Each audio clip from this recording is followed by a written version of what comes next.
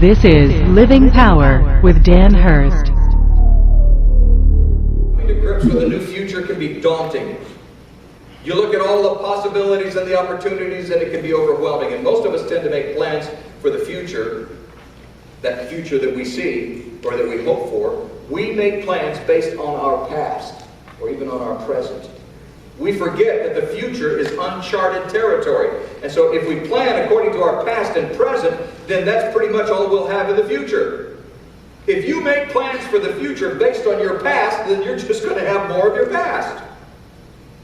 I mean, that's what, who was it that said insanity is just doing the same thing over and over and over again and hoping for a change? You know, was it Einstein? I don't know. But, I'm not that smart. But the point is that if you make choices for the future based on your past, then all you do is you drag up the past into the future. What are God's possibilities for your life? When God looks at you, what kind of potential does He see?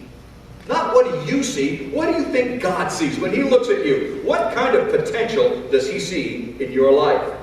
And you say, well, you know what, I'm kind of up in years. Doesn't matter.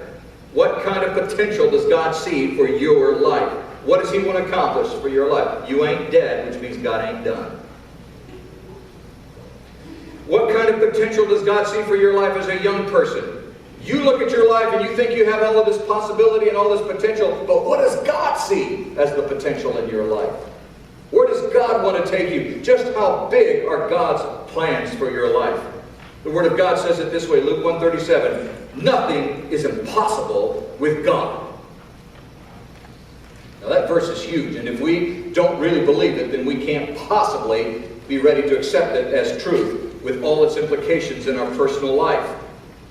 You see, if we don't really believe that everything is really possible with God, then we become very discouraged and in bondage.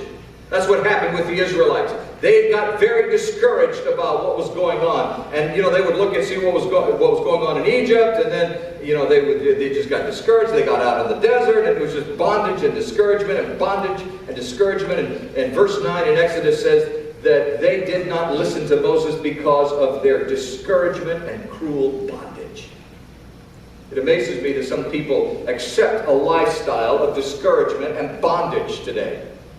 They just seem to give up and assume that that's how their life will be for the rest of their life. Why would you succumb to that? For the same reason the Israelites did. They couldn't see beyond the realities of their life.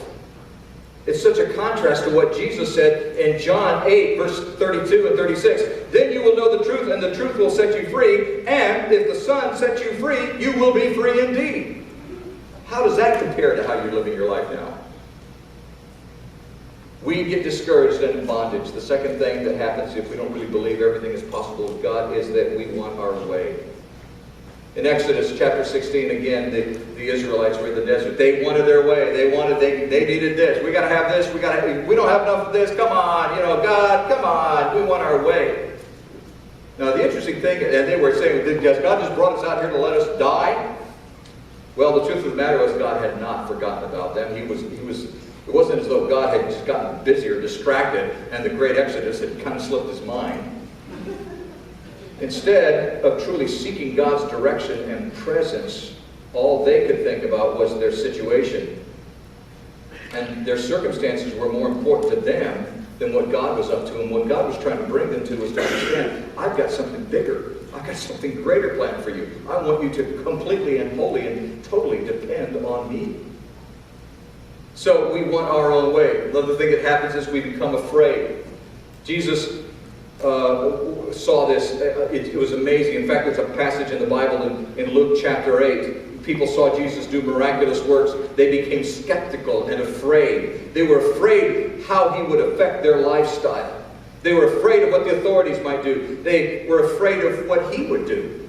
And Luke chapter 8, verse 35 says, and the people went out to see what had happened. When they came to Jesus, they found the man from whom the demons had gone out, sitting at Jesus' feet, dressed and in his right mind, and they were afraid. Now, why would you be afraid of that? Those who had seen it told the people how the demon-possessed man had been cured. Then all the people of the region asked Jesus to leave them because they were overcome with fear. So he got into the boat and left. One of the saddest statements in the Bible. Most people have learned pessimism. They've gotten so discouraged and beat down in life that they're afraid to think beyond that reality. And in fact, they may think it irresponsible to think otherwise. You know, you start thinking, optimistically, then you're being irresponsible. Really? Above all, the fear and being self-centered, wanting our own way, and getting discouraged and in bondage. Above all, we think in probabilities. We think in probabilities. This is probably what's going to happen in my life. This is probably what will happen because of these circumstances. Just as the people who were afraid of Jesus asked him to leave, we essentially do the same thing to God when we see that God is up to something in our lives and don't respond to it. That happens because we base our thinking on the things that have gone wrong in our life. And we think that because certain things have not gone well, that we can expect more of the same. We think in probabilities. And in a sense, we're right. If we continue thinking the same way, and if we continue living our lives the same way, we have no right to think that things will change. That's what probability thinking does.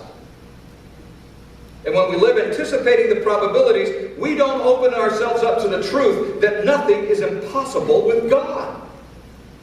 We may say that we believe that all things are possible with God, but for most people that's not really a belief, it's a wish.